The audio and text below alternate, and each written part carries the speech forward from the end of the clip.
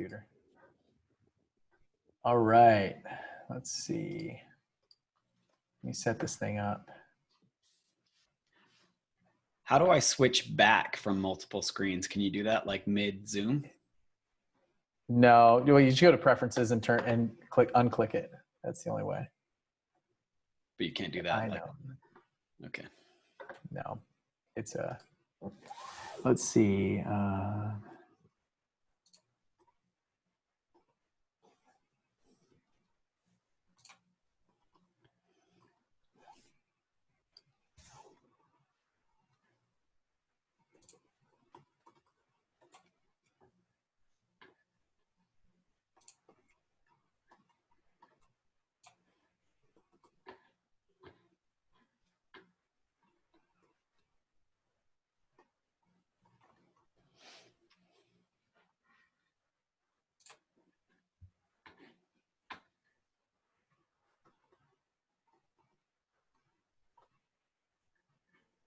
All right, you ready?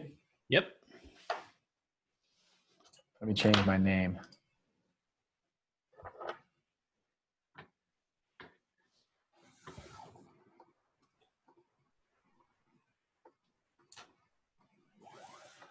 All right. All right, let's see how this works.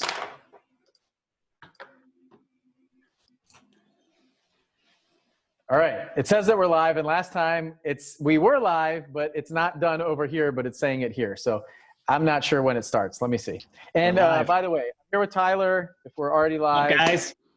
We are. There's Tyler Jensen. He is a drill sergeant today. He's got his high and tight haircut. High and tight. I don't know that I've ever seen your hair that short before. So I know, me either, but it was too hot, so I had to do something. All right, military precision. We're officially 7 minutes late, but Tyler wanted to talk to me. He needed some advice about his haircut, so I gave it to him. All right, I see some people jumping in here. So, hey Gina, how are you? So I'm live with Tyler right now. What I want to do is I want to talk through episode 7 of Tyler's 7-day flip that's going on our YouTube channel, the 7-Figure Flipping YouTube channel. Hey, Ariane. Ariane's with us. And I want to talk about some of the things that we have going on. We've got, I've been pretty active in going live in here every day for this challenge. So we got this 500K challenge. We got this virtual event coming up that Tyler's going to be speaking at. And we obviously have Flip Hacking Live coming up in October. So I want to talk through some of that stuff. So if you have any questions, drop it in the down here in the comments section. I'm watching that and I'll get to them. So if you have any questions for Tyler about the episodes, his contractors, flipping houses, anything for me, happy to share that. But give us a comment. Let us know that you're watching. Let us know where you're from. There's a lot of new members in here. So let us know what you're doing. Give us a like, give us a heart or all that stuff, whatever you want to do. So give Tyler, if you like Tyler's haircut, throw the hearts thumbs up. Yeah. On this. Yeah, no thumbs up. It's all getting like some black over my haircut. Jeez. Howard is tuning in now too, so he's going to throw you lots of hearts. Howard will love the hair. Howard, do you like my haircut? Give me some love. All right. I love it because everybody's delayed when we stream live, so it's like we're waiting for it. Oh, there it is. There's the comments. All right. So let's see. This is day 5. So this is the 7-day flip series, or a 7-day flip. He's flipping 4 houses in 7 days.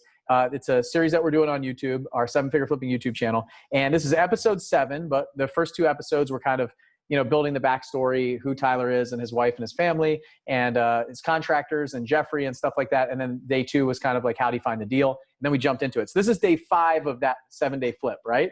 And I love the beginning of this. I was watching it and you're like, this is day 5, I think.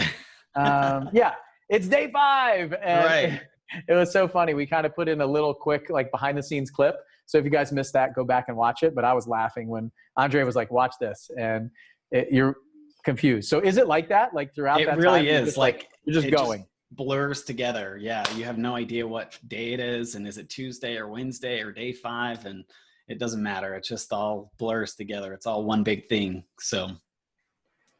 And so like, how does it feel? Like I felt like during this episode, day 5, people are just like kind of worn out. They're starting to reach the kind of the end of their battery life and stuff like that. Is that what it's like? Like day 5, it's just they've been putting in like late nights and stuff like that? Or Totally. That's how historically it always is. Day 5 is usually really slow and you start to lose some of that momentum because a lot of the bigger things are done. And then now we've just got to do some of the finishing touches, carpet and finish painting and a lot of that kind of stuff. So by day 5, people are pretty much, they're spent, right? That's a full week of work normally. And so day 6 and 7 usually start to pick up a little bit more. You'll see in number 6, excuse me, in number 6, that it'll start to pick up a little bit. And then day 7, all hands on deck. We got to get it finished. And kind of that energy comes back. But we kind of assumed that would happen. Day 1, everyone's excited. Day 5, everyone's kind of, okay, I've worked my normal week. I'm kind of spent. It was their Friday, right? So everyone's thinking, man, I've got a weekend, even though they didn't. We had 2 more days left. And then, yeah, day 6 and 7 will pick up. So, it's kind of like that in any business, right? Or anything that we do. The big things that are very tangible, they're easy to justify, like, hey, we got something done, like something has been finished. And then what I find is like putting the bow on it or dotting the I's and crossing the T's and wrapping it up.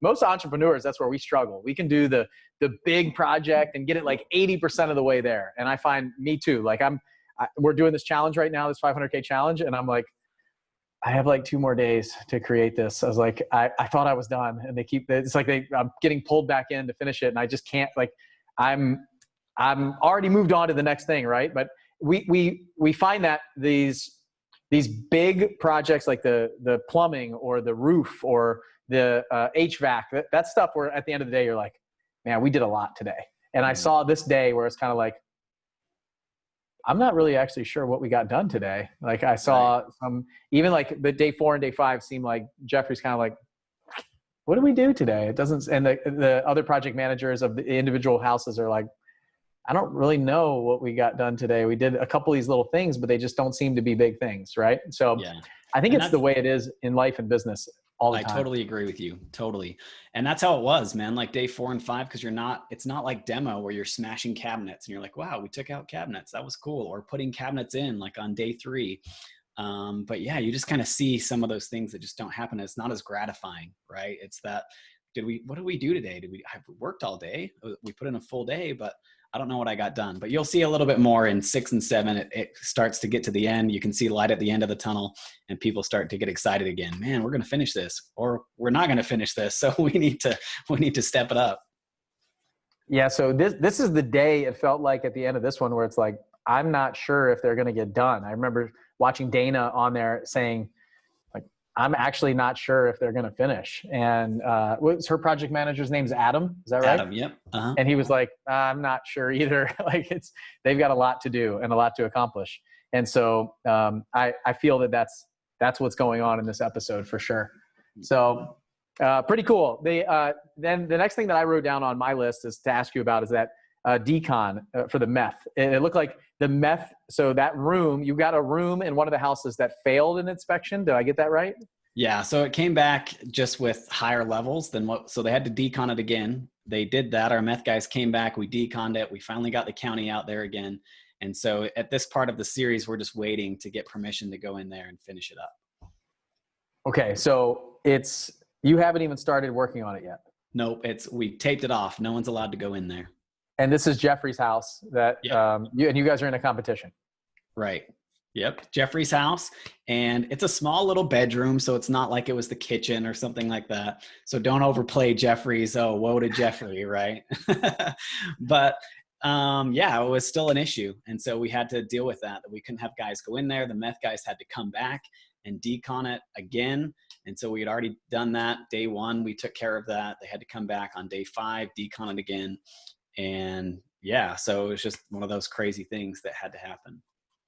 Okay. So the other thing that I want to ask you is, how did you guys, somebody sent in a question, is how did you pick which houses were yours and which houses were Jeffrey's? So how did you guys pick and decide that?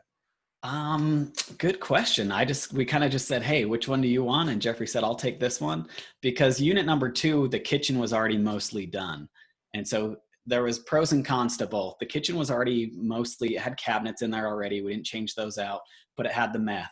So he was like, okay, well, it's going to be easier because I don't have to redo one of the kitchens, but I have to deal with the meth. And my side was we had to demo everything. You saw the carpet. There was like just nasty stuff everywhere in that house. So mine needed a little bit more work, but I didn't have to deal with the meth and stuff like that. So that we just kind of divvied it up. We felt that that was fair, that he would take that one and I would take the other one.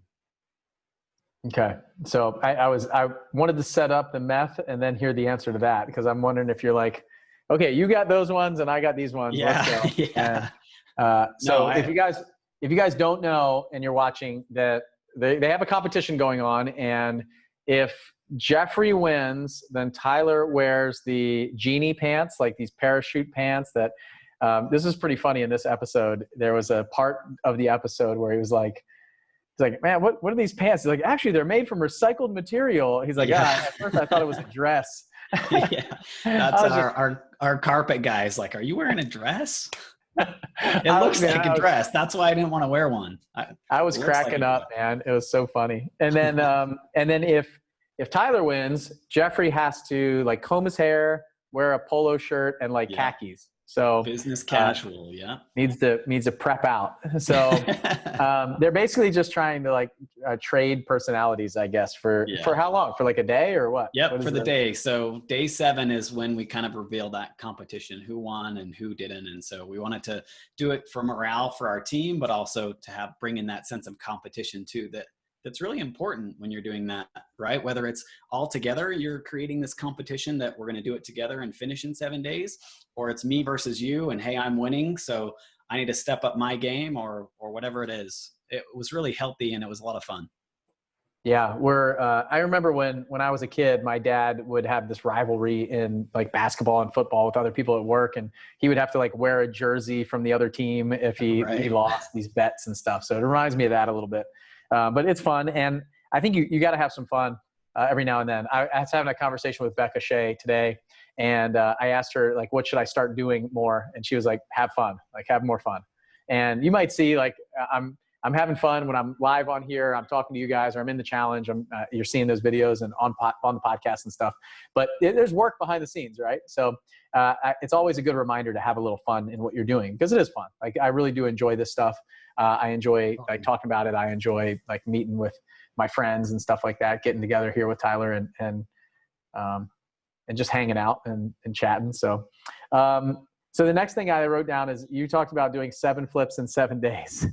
So it's crazy. This is like and it's funny because we recorded this in March and there was some conversation about doing this in July. So and 7 flips in 7 days, you were talking about like each of our individual altitude members in 7 different places from around the country doing it in 7 days. So what do you think? Is that something that's happening, or are you plan on putting a plan together for that? We are going to let the cat out of the bag. Hopefully not very many of our mastermind members are watching this, but we're putting out the challenge at our event next week. So we want to get 7 people to do 7 properties in 7 days. So I think we've got a lot of people are interested in doing it. I think we've kind of created this barrier that people are starting to believe that they could do it. And so we're going to put it out to our group and to anybody else. If you want to participate, we would love to have you do a 7-day flip challenge with us, because it would be a ton of fun to do 7 properties in 7. If we do more, that would be even cooler. But that's the plan. So next week, we're going to launch it. We're going to determine the day with the volunteers of people who are going to get in it. And then we're going to make it happen. 7 properties in 7 days. Wouldn't that be crazy? Be super cool. All right. You've heard it. Challenge has been said. Yeah, it's crazy. That's totally crazy. You have to have a property that is able to be flipped in 7 days. You have to be able to do it, and everybody's going to start at the same time? If we can. I don't know how logistically we'll do that. I would love to, but. All right. I love it. I'm interested to see. I didn't know this was going on, and that was not a loaded question. I had no idea that was happening. I just heard in the episode. All right. The next thing that I want to jump into is 2 people were fired for smoking weed. Yep, so awesome. Why don't you tell that story? Because that's I feel like we're in like true reality TV now. Right. Yeah. You got to throw a little bit of that true reality TV in. Yeah. So we had some guys that were staying late. They were supposed to get unit 1 painted, and you see Jeffrey kind of disappointed. Hey, we didn't get as far done as we thought we were going to do. Jeffrey said, hey, look, I got to start swinging a hammer. I can't be kind of in this, I got to jump back in. right? And make sure that it's doing okay. But yeah, we came in the morning, and the two guys we had a chat with, we said, hey, look, what you're doing, you didn't get done like what you said you were going to do. We had this trust in you, and you put everything behind, and now Jeffrey's got to come back in and start painting and all that stuff. And so we had a chat with them, and then we found out from a couple other people, they're like, yeah, these guys were smoking weed and they offered it to us. And we were like, what? So we had a chat with them. I made Jeffrey, I'm like, hey, Jeffrey, this information came to me. I need you to go and talk to them and determine what happened. Were they smoking weed in the house, on the job site? Either way, it doesn't matter because they were still smoking weed. So we sent them both home, and they were both on Jeffrey's team. It just happened to be that way.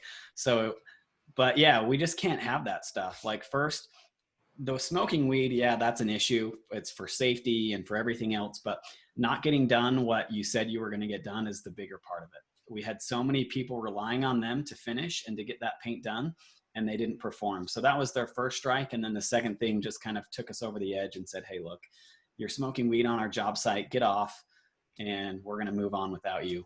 And that's what we did. I said, hey, we got to, and those are hard decisions sometimes, right?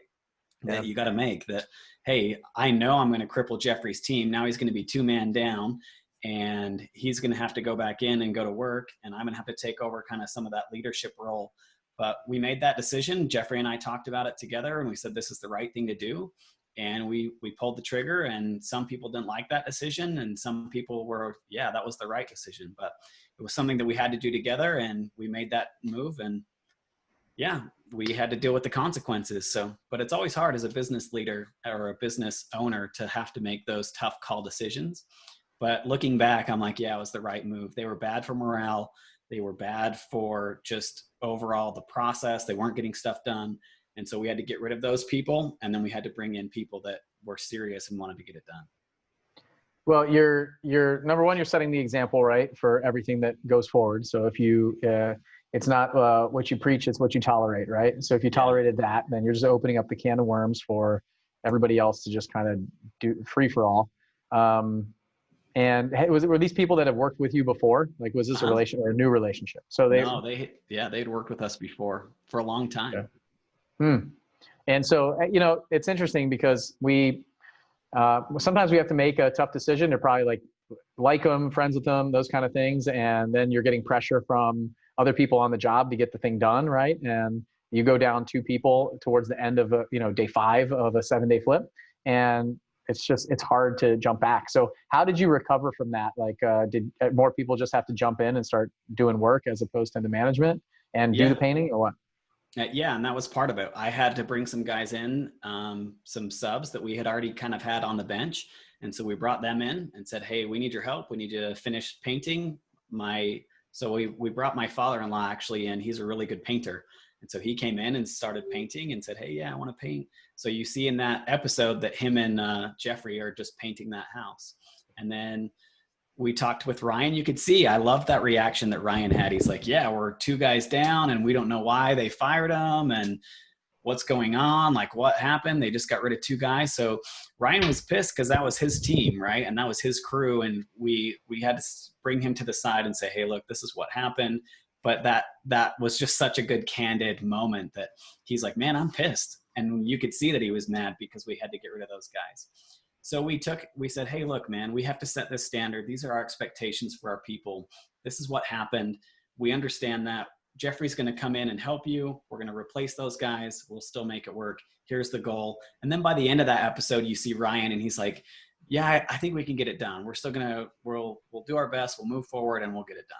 So that was the difference. And I really like that we were able to catch that. Yeah. And I could see it. Both of them were just kind of like, and sometimes I could tell there was some frustration in their voice. Like, I actually don't know what happened. And they probably kind of did. They probably heard it from both sides, the people who got fired probably told them flat out, like, this is a load of crap. Like, they thought we were smoking weed and we weren't. And there's all these different sides, right? Yeah.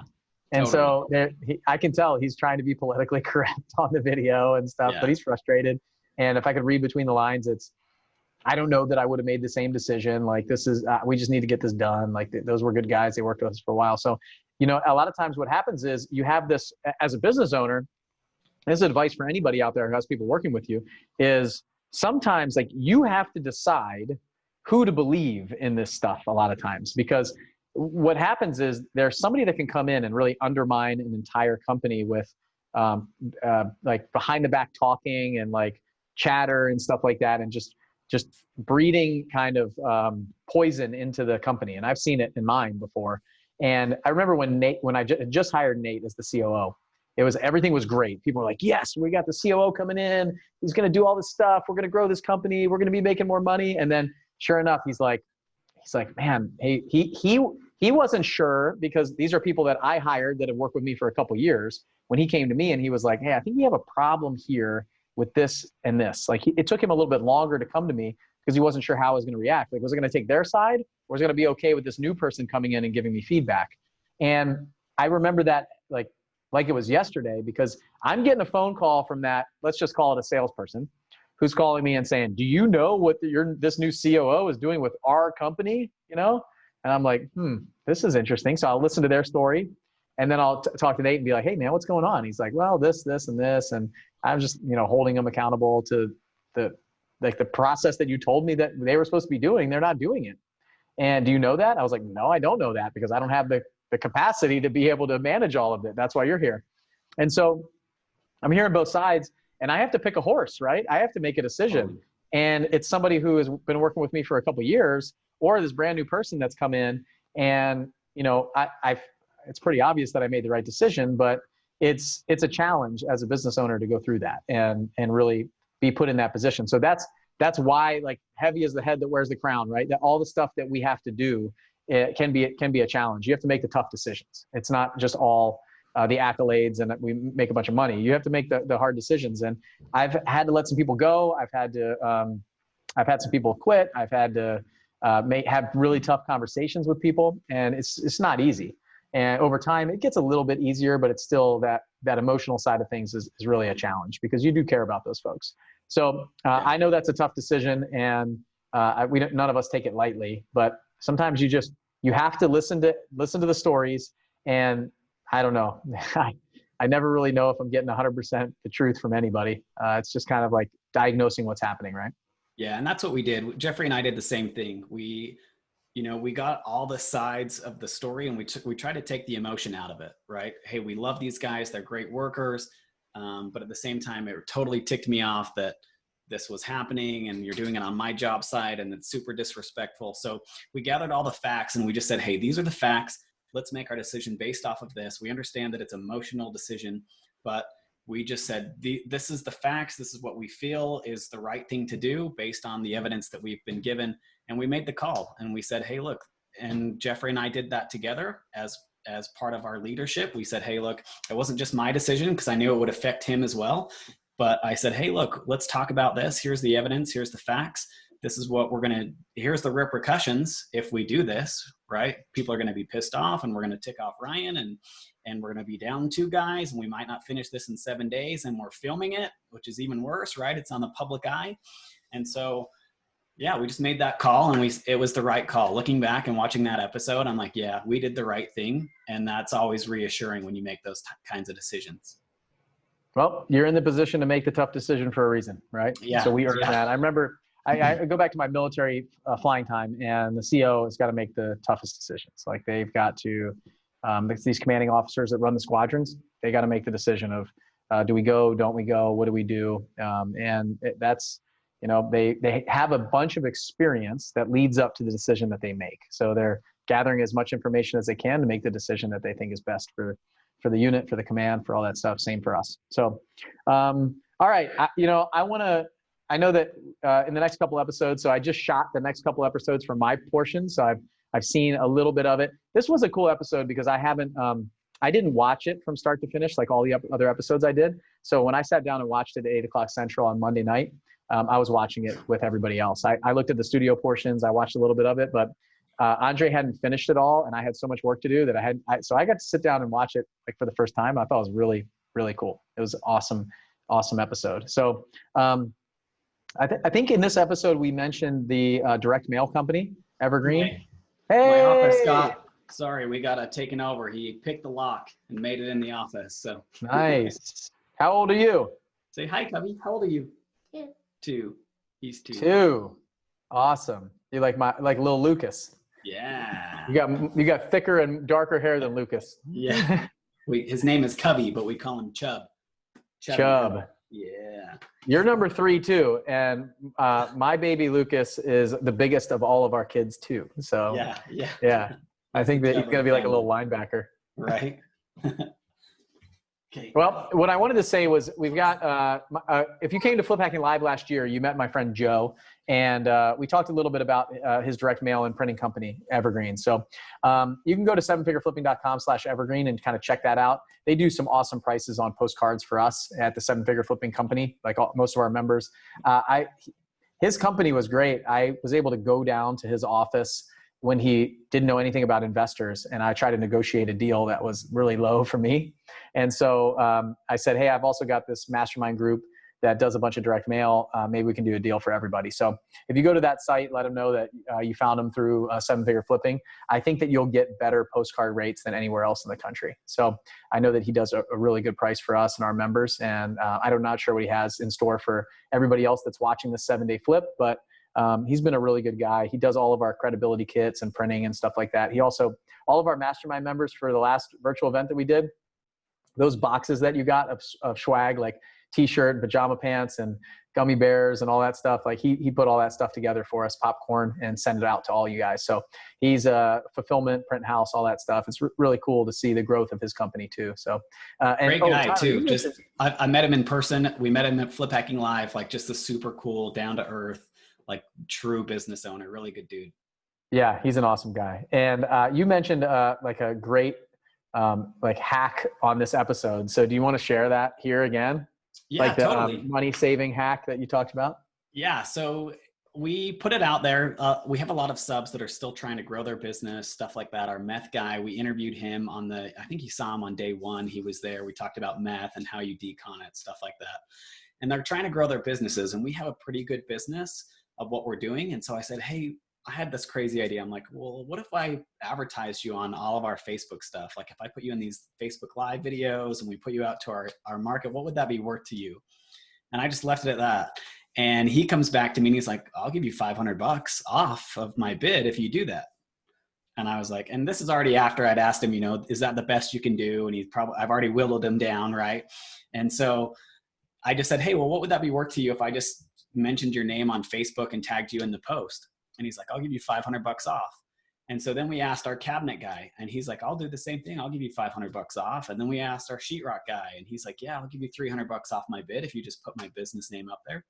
So it didn't cost me any money to do that. It didn't cost me any time. It cost me a Facebook Live video. And I said, hey, you need to check out this meth guy because they're the best.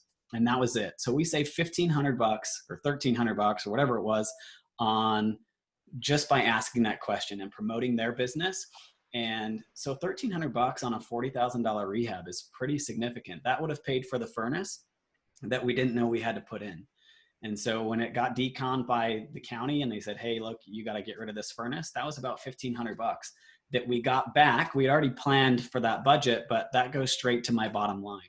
And it helps their business too. Now we're creating a win-win that these subs feel like they're important to us and that we're helping them grow their business. And now that loyalty with them is even stronger. So now they're going to come back to us and say, hey man, I really appreciate that. I got another job because you put it on Facebook for me. Thank you so much.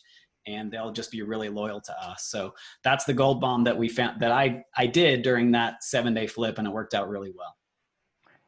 It's so cool when you have that like light bulb moment. So that just that one thing, you're like, hey, what would it be? He's like $500 and you just go, I could do this again and again and again and again. And how many times can I do this? And who else would be interested? And that's like the entrepreneur right there, right? It's like, I can make a big business out of this. Like I can try to figure out how to make some money or save some money, because all that money goes right into your pocket. Like I saved $1,300 on a rehab. That's all profit. That's net profit back to me. So, cause you had already agreed to pay that much money. So really cool stuff. I think that's a huge, if you didn't write that down right now, make sure you go back and like rewind 30 seconds and go listen to that. So, because now we do it all the time now. And we're like, hey, we want to help you grow your business. And I don't even care about the money side so much, but it's good that now when I call them and I need a job done, they're the first guys to respond and say, yeah, we'll be there. Tyler, we have that loyalty to you. You're taking care of us. We feel that, and we want to be your guys. So well, you're building the relationship, right? Absolutely. It's a relationship business. We're building the relationships. It's a people business. So, all right, the next couple episodes are going to be a lot of fun. I got to see a little bit of them recently, episode 8 and 9. So episode 8 comes out this Monday night at 8 o'clock Central on YouTube. And then the next week, episode 9. And it looks like this is going to be a 10 episode series with one bonus that will probably release like after we're all done. So I want to give, I don't know, you don't see behind the scenes of creating this stuff, but my videographer, Andre, he's burning the candle at both ends right now. He is working really hard to get this stuff out for you.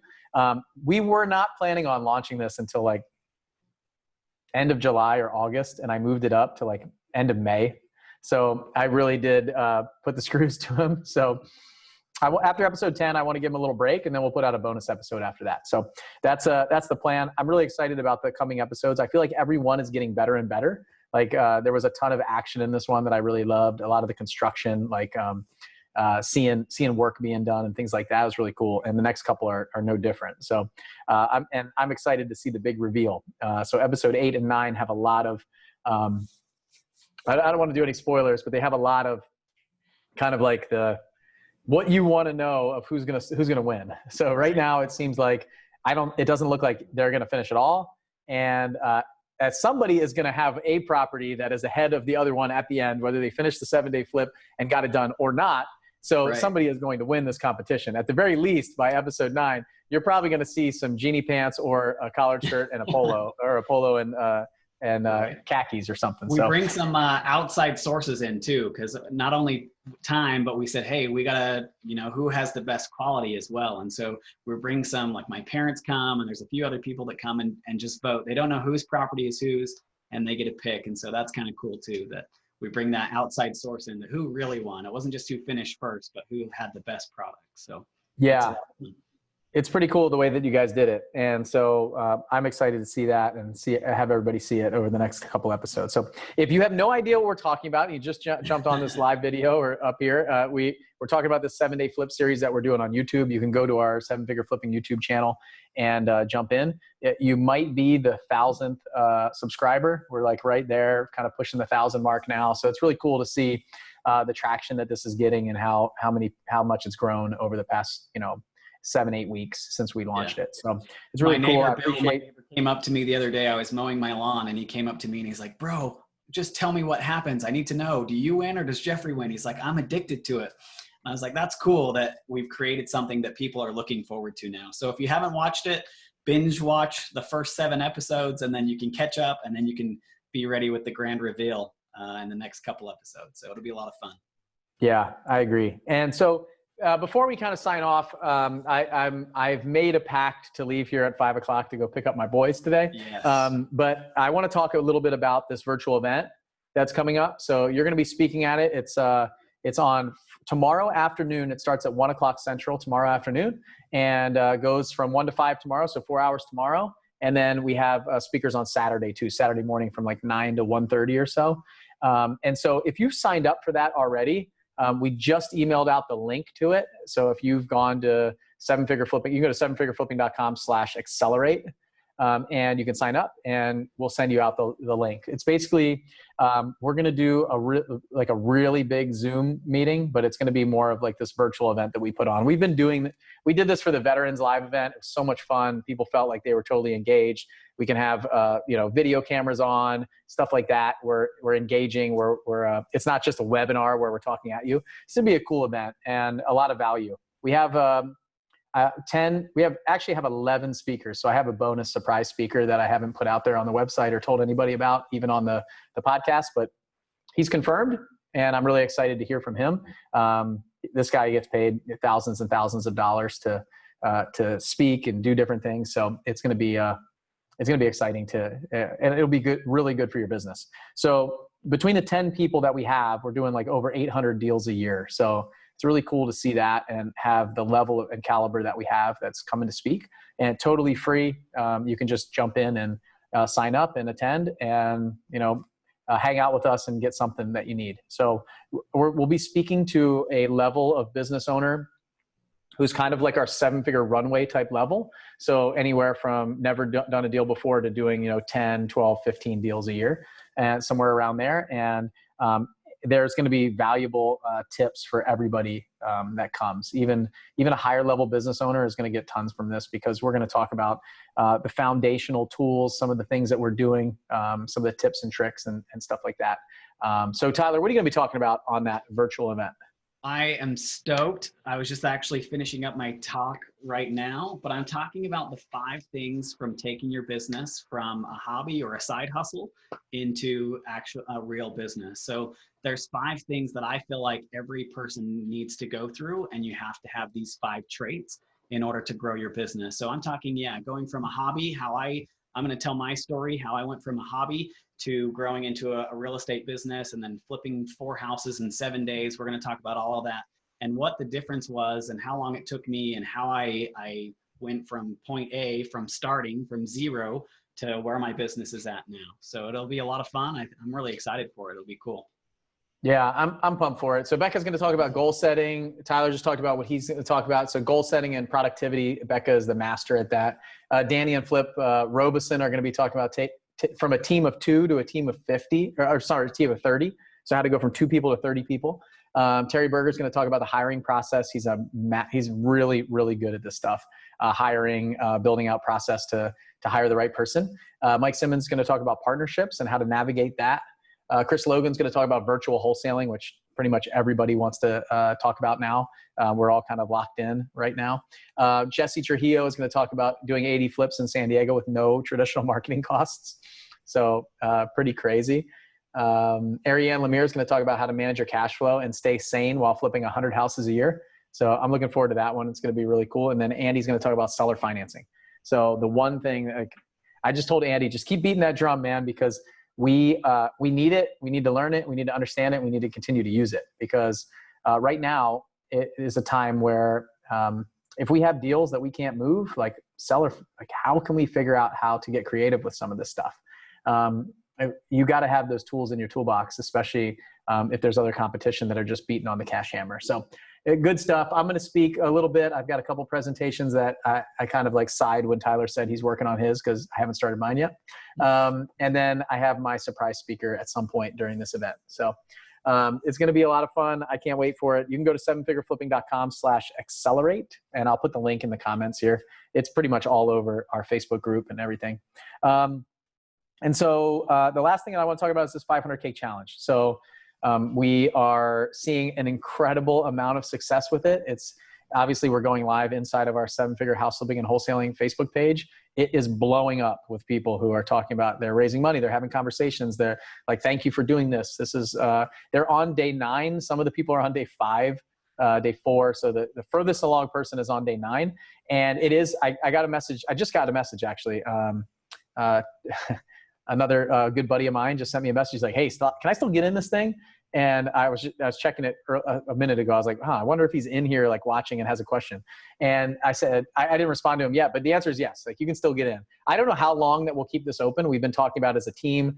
Do we close it and kind of make some changes or adjustments for a month or so and see what the success is like? Or do we just let it run? So jump in if you don't have to have a lot of time. It's the whole premise of this thing is if I can go back 5 years to when I didn't know anything about raising money, and I've raised over $10 million. Tyler's raised a ton of money. All the different people inside of our group have given me so much about raising money, understanding it, the concepts.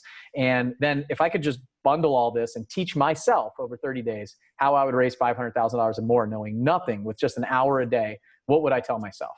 And how would I structure it out? So I spent a lot of time structuring this challenge, saying like, I even talked to Tyler. We've had multiple calls like, hey, like screenshot of this, because should I move this here or here? What can I add in?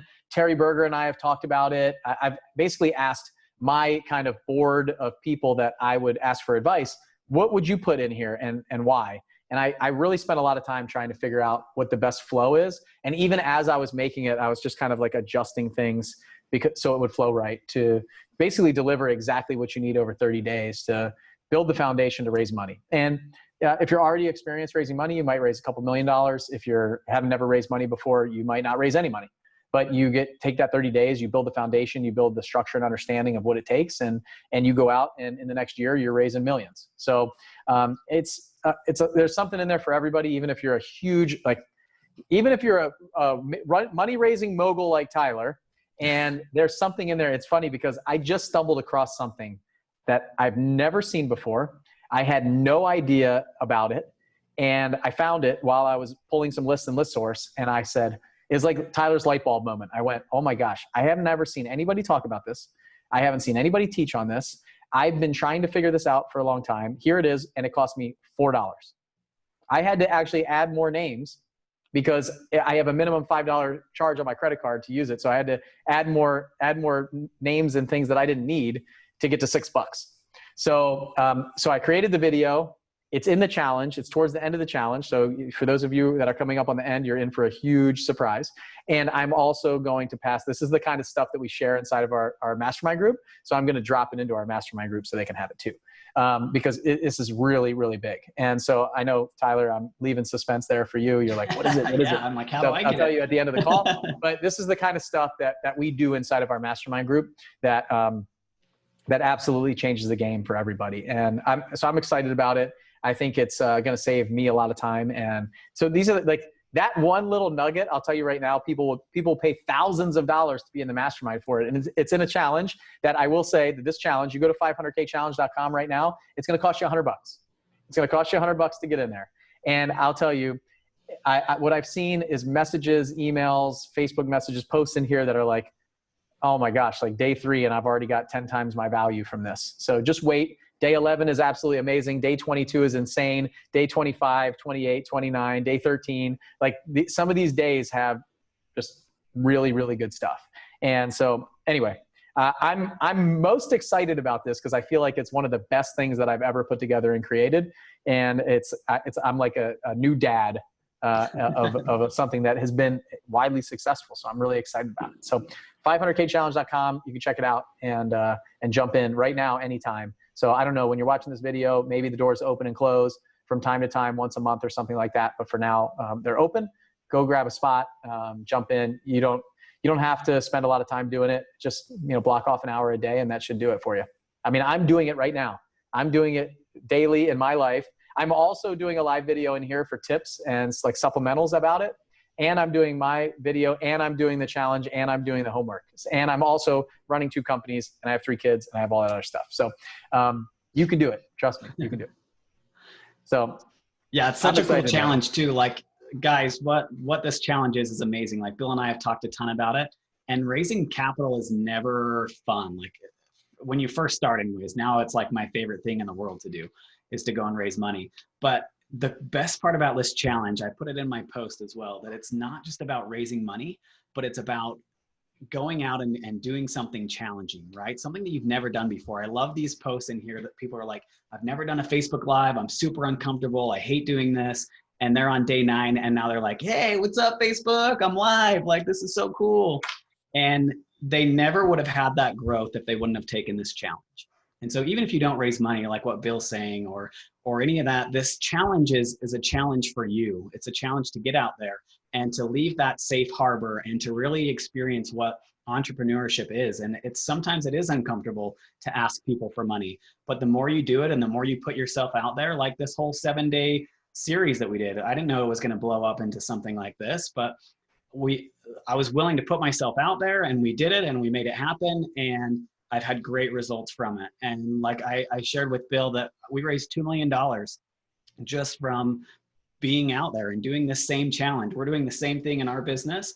And the 500K challenge is that we go through that same process, and it's just an incredible experience. So do the challenge. It'll be the best $100 you spend. You're going to learn a ton about yourself, and you're going to learn a ton about your business. You're going to be able to tell people what you're doing, and then people are going to want to take that success journey with you. They want to be there with you because they can see that you're going places, and they want to come too. So what a cool experience and an amazing challenge. So if I could give my testimonial to it, that's it, because it's a pretty awesome program for what you get.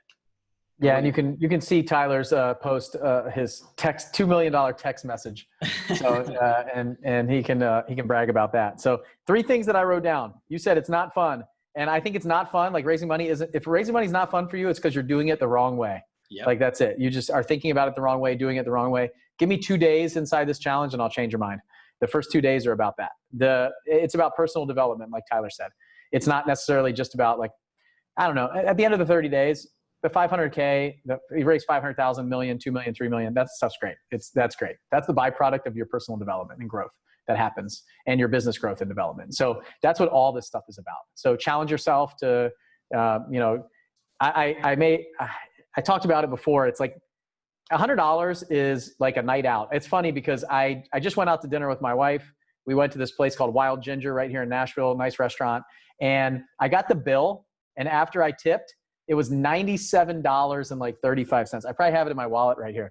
And I actually took a screenshot of it and said, I'm gonna post this next to the challenge thing, because I was talking, it's like a night out to dinner. It's like a night out at the bar with your friends. We're not doing that right now. Like, you're not going out to, what are you spending your $100 on? So if you're holding on to that $100, like, put it out there and let it come back. Put it out in slices, it comes back in loaves. Put it out there, let it come back 10 times over, 1,000 times over, I don't know, 50,000 times over. So really, actually it's 5,000 times over at $100 for your $500,000. So that's a pretty good investment. I'd take that deal. Yeah, I'll take it. Public awesome. So, just kind of think about that. And it's so funny because then we went to dinner as a family. Just recently I was talking about it on one of my Facebook lives on Sunday night, and I get the bill and it was like $99. Like, I was like, okay, this is a sign here, right? That's what $100 gets you these days. It gets you dinner out, or it gets you 30-day investment in yourself, your personal and your business life, your growth and ability to raise a ton of money. So, maybe we won't close the doors. Maybe we'll just increase the price. Maybe that's the next step. Like, just bump it up to $500. So get in while you can. The other thing that I wrote down is you can see what's possible. Like, at the end of the challenge, you can see what you're capable of doing, see what's possible, and see your growth. Like, look in the rearview mirror and see 30 days later that you've made a bunch of changes. So, okay, that's enough. I'm not going to beat it up, but I think everybody in this community, like everybody inside this Facebook group, if you're watching, you should absolutely be in there. If you watch this on YouTube later, you should be in there. Like, don't discount the fact that you think that you know everything. And I don't think that I know everything. Believe me, I spend a lot of money on my development, my personal growth, like probably $100,000 this year between my coaches, mentors, different mastermind groups, things that I do to develop myself. So, and I know that's going to come back 10 times over at least. So I'll put the link to the virtual event, 7figureflipping.com/accelerate. And I'll put the link to the 500K challenge in here right after we get done. It's 500kchallenge.com. So hope to see you guys there. Tyler, thanks for hanging out with me. We're done episode 7. We'll be jumping into episode 8 on Monday, 8 o'clock Central Time on YouTube, and then episode 9 the week after. And like I said, we'll be doing 10 episodes here with a bonus episode a few weeks after we finish it up. So have fun. See us tomorrow too. I'm super excited for tomorrow. Tomorrow's going to be awesome. Yeah. Hey, if you signed up for tomorrow, be there, show up live, turn your stuff off. I'll talk about it in the beginning, but like, set aside the time tomorrow afternoon and Saturday morning. If you need to go to a hotel, if you need to do, like, this is like a mastermind meeting. Like, we do 2-day mastermind meetings that are like this. Like, we're doing mastermind like level presentations here. And so if you've never been to a mastermind meeting or never done an event or anything like that, like, turn the stuff off. Don't be in your backyard, like mowing your grass, listen to it on the AirPods. Like, really focus, have a sheet of paper and a pencil, your iPad, whatever it is, and be focused on this. Like, this is really, really important. And I'm gonna harp on it for the people that are there live. But for those of you that signed up and are like, oh, I'll just like get the recordings, or maybe I'll check it out, or maybe I'll stay for one session, it's a mistake. I'm telling you right now. You don't know what you need until you show up for the whole time and we give it to you. Like, you don't know, but trust me. I don't know what I need when I go to a mastermind meeting or I go to an event. If I knew what I needed, I would be able to take care of it myself. You don't know what you need. Let us give it to you. Let you have this epiphany, this aha. Be there, be present, focus. If you knew what you needed, you'd be fine. You'd already be absolutely killing it. You'd be the best of the best. Like, I'm telling you, there's so many times that I've gone to an event where I said, if I see the lineup, I'm like, I'm going to skip that speaker and make a couple phone calls or go have lunch with a friend that lives in San Diego. And I would have missed the best thing, the one thing that I needed from that event if I skipped that session. I remember when I saw Walter Bond speak for the first time. If I didn't see that, the last 2 years at Flip Hacking Live, he spoke at my Veterans Live event. He is coming back to Flip Hacking Live this year. Like, that wouldn't happen. He would not be in any of our lives. Like, he has changed lots of people's, like, the way that they think, the way that they act. They talk about him all the time. He's been on the podcast a couple times. Like, can you imagine if I skipped that session? Like, it would be completely erased from our history of seven-figure flipping in a lot of our mastermind members' lives. So it just wouldn't have come into play. So you don't know what you need. Be there, focus, stay with us, be attentive, turn your stuff off, and do that anytime you go to an event, you join a group, you are part of something. Like, really, really focus on it. All right, I'm off my soapbox. You got to get out of here. Your kids are waiting. Nah, they're getting there. All right. All right. Bye, everybody. Thanks, guys.